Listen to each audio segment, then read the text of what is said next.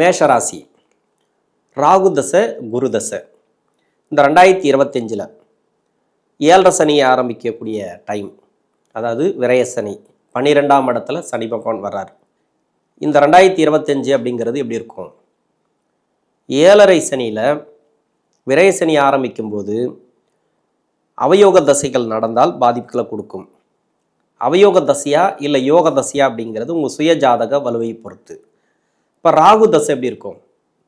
ராகுவை பொறுத்த வரைக்கும் நிறம் மாறும் கிரகங்கள் இருக்கிற இடத்துக்கு ஏற்ற மாதிரி. மற்ற எல்லாமே பார்த்தீங்கன்னாக்கா உங்களுக்கு யோக ரகம் இருந்தால் யோக பலனை கொடுக்கும்.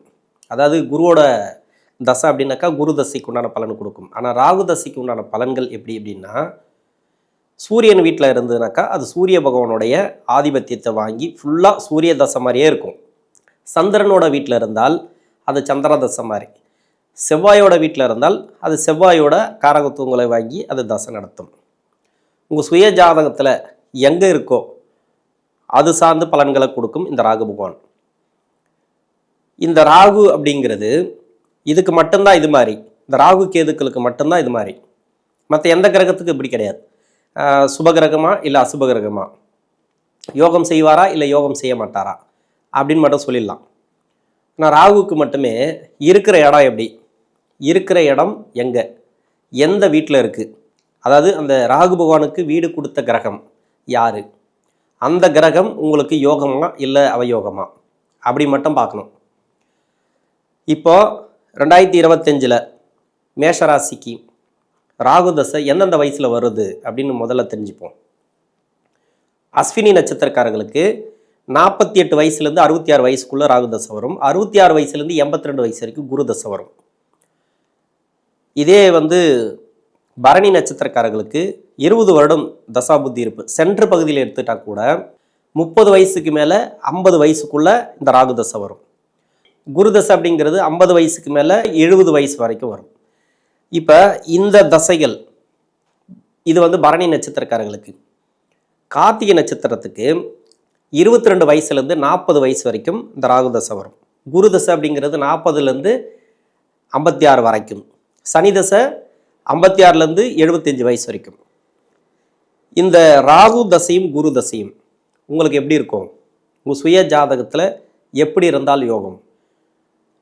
உங்கள் சுய ஜாதகத்தில் இந்த ராசிக்கு சந்திரனோட வீட்டில் இல்லை சூரியனோட வீட்டில் செவ்வாயோட வீட்டில் இந்த 3 கிரக வீட்டில் இருந்துச்சுனாக்கா யோகத்தை தான் கொடுக்கும், பயப்பட தேவையில்லை.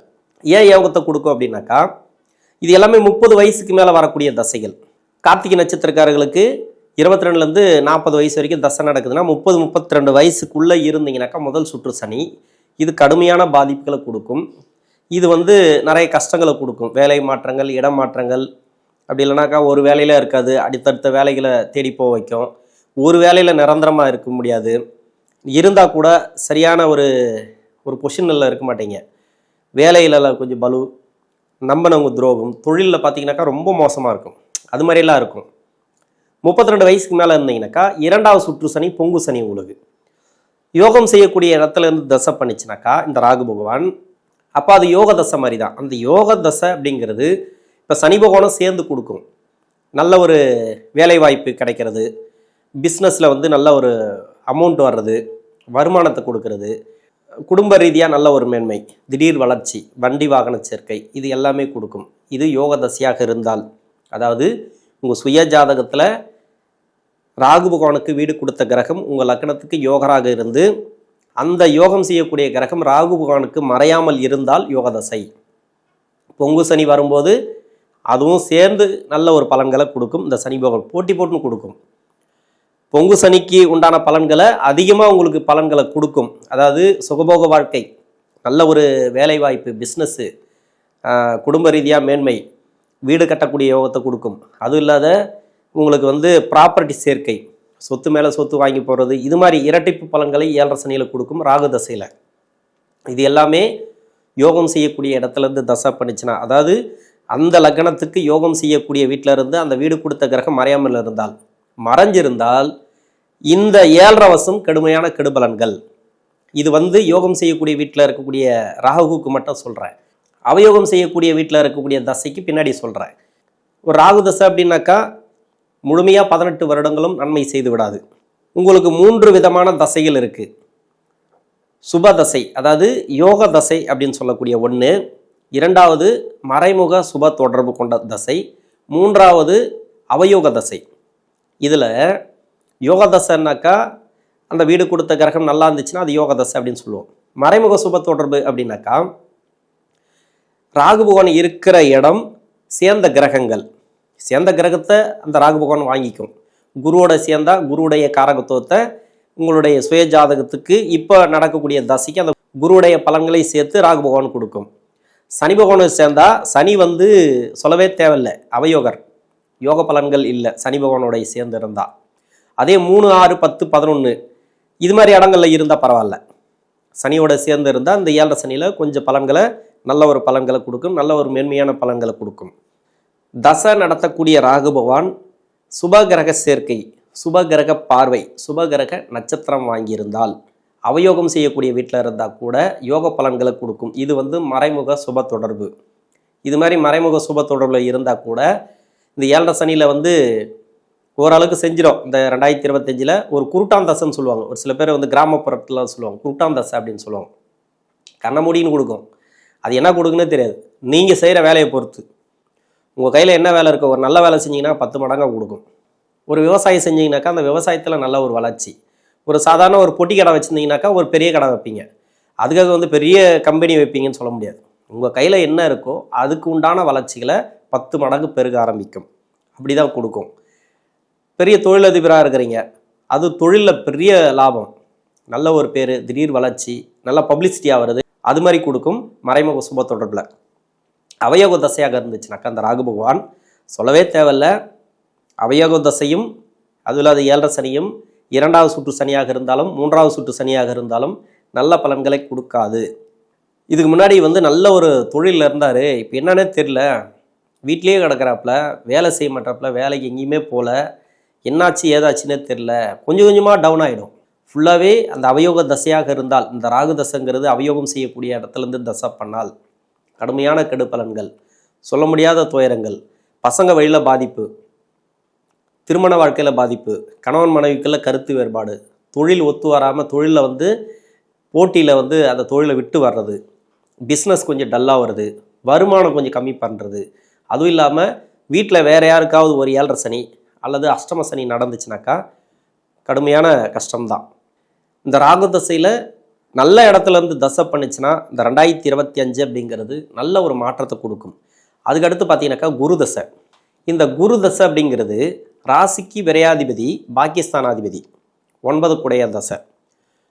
எப்பவுமே 1ஆம் அதிபதியும் 5 குடைய கிரகமும் 9ஆம் அதிபதி, இந்த 3 கிரகங்கள் 1, 5, 9 வேற எந்த பாவத்துக்கு அதிபதியாக வந்தால் கூட 6, 8, 12 ஆகிய இடங்களுக்கு அதிபதியாக வந்தால் கூட 1ஆம் அதிபதினு சொல்லக்கூடியது லக்னாதிபதி, ராசியாதிபதி. அதே 5 குடையவன் பூர்வ புண்ணியஸ்தானாதிபதி, 9 குடையவன் பாக்கியஸ்தானாதிபதி. இந்த 3 இடத்துக்கு வரக்கூடிய கிரகங்கள் தீமை செய்யாது. முதல் சுற்றுவா இருந்தாலும் நன்மை செய்துவிடும், 2வது சுற்றுவா இருந்தாலும் நன்மை செய்துவிடும். குரு தசை நன்மை செய்யுமா? கண்டிப்பாக செய்யும்.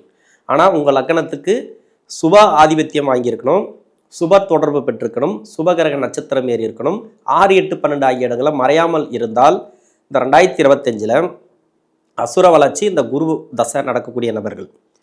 இப்போ 7 சனி வருது அப்படின்னாக்கா ஒரு புயல் வர மாதிரி தான்.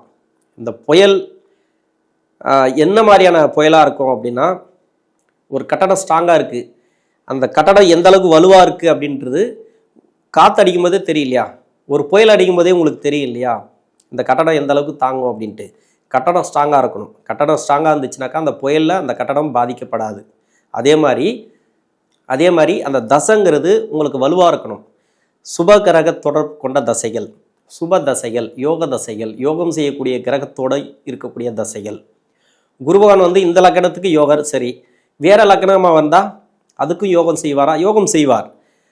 வேற லக்கணமாக அந்த லக்கணத்துக்கு இப்போ ரிஷப லக்கணமாக வரீங்க, மேஷராசியில் இந்த 3 நட்சத்திரத்தில் ஏதோ ஒன்று இருக்கிறீங்கன்னு வச்சிங்களேன், அதுக்கு எப்படி யோகம் செய்யும்? இல்லை துலா லக்கணத்துக்கு எப்படி யோகம் செய்யும்? மறைமுக சுப தொடர்பு. மறைமுக சுப தொடர்புனாக்கா துலா லக்கணத்துக்கு 3ஆம் இடத்துல ராசிக்கு 9ஆம் இடமா வந்துடும். அப்போ 9ஆம் இடத்துல இருந்தால் பாகிஸ்தானாதிபதி பாகிஸ்தானத்தில் ஆட்சி பெற்று தசை நடத்துகிற மாதிரி. லக்னத்துக்கு மறைவு ஸ்தானத்தில் போயிட்டார் குரு.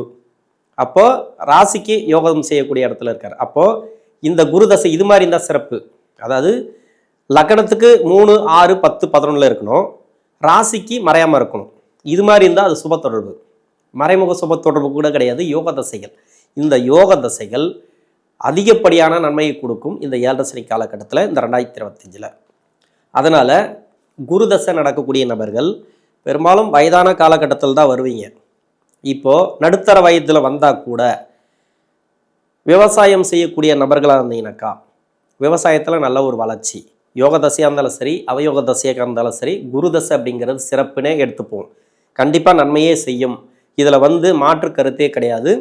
இந்த 2025 70% நன்மை அப்படின்னு சொல்லிக்கலாம். இந்த மேஷ ராசியில் வரக்கூடிய 3 நட்சத்திரக்காரர்களுக்கும் குரு தசை எந்த வயசில் வந்தாலும் சரி நீங்கள் சிறப்பாக எடுத்துக்கலாம்.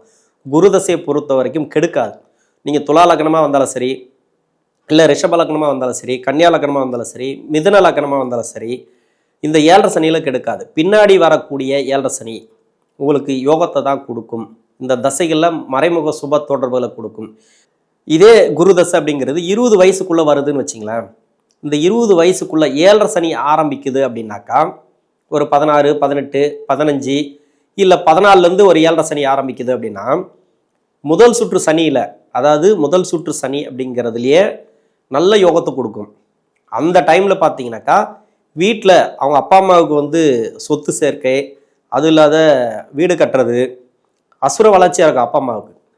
இவங்களுக்கே தெரியும் பையனோட பொண்ணோட இந்த குரு தசை அப்படிங்கிறது அப்படியே அசுர வளர்ச்சி கொடுக்கும்.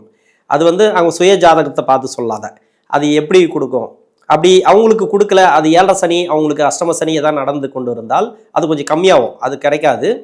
எப்படி கொடுக்கும் அப்படின்னாக்கா ஸ்கூல் படிக்கிற காலகட்டத்தில் ஃபஸ்ட் ரேங்க் வருவாங்க. ஃபஸ்ட்டு முதலிடம், எல்லாத்துலேயுமே முதலிடம், படிப்பில் நல்ல பேர், எல்லாத்துலேயுமே அச்சு தூள் கலப்பாங்க. அது மாதிரியான ஒரு அமைப்புகளை முதல் சுற்று சனியில் குரு தசையில் கொடுக்கும். அது மாதிரி தான் பின்னாடி வரக்கூடிய குரு தசை அப்படிங்கிறது எவ்வளோ பெரிய கெடுபலம் செய்யக்கூடிய இடத்துல இந்த குரு தசை இருந்தாலும் பாகிஸ்தானாதிபதினு வரக்கூடியவர் அவயோக லக்னமாக இருந்தால் கூட சிறப்பு அப்படின்னு சொல்லிக்கலாம். அசுர வளர்ச்சி, அதாவது யோகம் செய்யக்கூடிய டைம் அப்படின்னு சொல்லலாம். உங்களுக்கு இல்லைனா கூட உங்கள் பசங்களோட வளர்ச்சி நல்லா இருக்கும். அவங்களுக்கு 7.5 சனி அஷ்டம சனி இருக்கக்கூடாது, சனி தசை நடக்கக்கூடாது, அப்போ அவங்களுக்கு சேராது. உங்களுடைய வாரிசுகளுக்கு அஷ்டம சனி 7.5 சனி சனி தசை இல்லைன்னாக்கா இந்த 7.5 சனியில் உங்களுக்கு 7.5 சனி நடக்கும்போது இந்த குரு தசை நடக்குது அப்படின்னாக்கா நீங்கள் எந்த வயது காலகட்டத்தில் இருந்தாலும் சரி உங்களுடைய வாரிசுகளோட வளர்ச்சி நல்லா இருக்கும். அவங்களுக்கு சிறப்பான யோகத்தை முன்னேற்றத்தை கொடுக்கும். தொழில் வளர்ச்சி, வேலைவாய்ப்பு, திருமணம், சுகபோக வாழ்க்கை, அதுவும் இல்லாத சுப விசேஷங்கள் அதிகமாக நடக்கிறது. இது மாதிரியான அமைப்புகளை இந்த 2025 கொடுக்கும். திடீர் வளர்ச்சி பார்த்தீங்கன்னாக்கா பசங்களுக்கு ஏதோ ஒரு கவர்மெண்ட் ஜாப் வேலை கிடச்சிடும், இல்லை பெரிய இடத்துல வேலை கிடைக்கும், இல்லை ஒரு தொழிலில் நல்லா ஒரு பிக்கப் ஆகிடுவாங்க. இது மாதிரியான வளர்ச்சிகளை இந்த காலகட்டங்களில் கொடுக்கும் இந்த குரு தசையில் இருக்கக்கூடிய நபர்கள். குரு தசை அப்படின்னா நீங்கள் பயப்பட தேவையில்ல. குரு தசை பாகிஸ்தானாதிபதி தசை சிறப்பான யோகத்தை கொடுக்கும். இந்த நேரங்களில் இந்த 2025 அப்படிங்கிறது ராகு தசையில் இருக்கக்கூடிய நபர்களுக்கும் குரு தசையில் இருக்கக்கூடிய நபர்களுக்கும் யோக தசையாக இருந்தால் மட்டுமே இந்த ராகு தசைக்கு யோக பலன்களை கொடுக்கும் இந்த சனி பகவான் 2025. மறைமுக சுப தொடர்பு கொண்ட தசை அல்லது அவயோக தசையாக இருந்தால் கொஞ்சம் கடுமையான கெடுபலன்களை கொடுக்கும். அதே குரு தசை அப்படிங்கிறது சிறப்பு, உங்களுக்கு இல்லைன்னா கூட உங்கள் வாரிசுகளுக்கு சிறப்பு அப்படின்னு நான் சொல்லியிருக்கிறேன். இந்த 2025 அப்படிங்கிறது ராகு தசையும் குரு தசையும் நல்ல ஒரு வளர்ச்சியை பார்க்கும். நன்றி.